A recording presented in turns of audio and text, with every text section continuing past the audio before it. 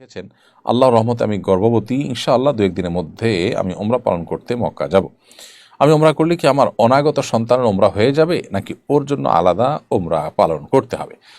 আপনার প্রশ্ন উত্তর হলো, গর্ভবতী সন্তানের তার তরফ থেকে আপনি আলাদা ওমরা করবেন অথবা আপনার ওমরা তার জন্য যথেষ্ট হবে, এর কোনোটিই কিন্তু হবে না। কারণ হলো, দুনিয়াতে মাতৃগর্ভ থেকে দুনিয়ার আলোতে আসার আগ পর্যন্ত কারোর আসলে হিসেবের খাতা খোলার কোনো অপশনই থাকে না।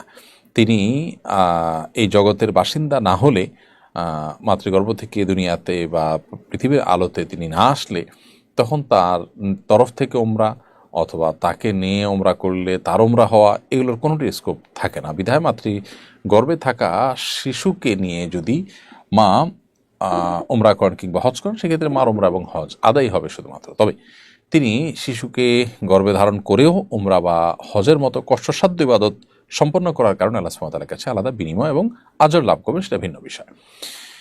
এরপরে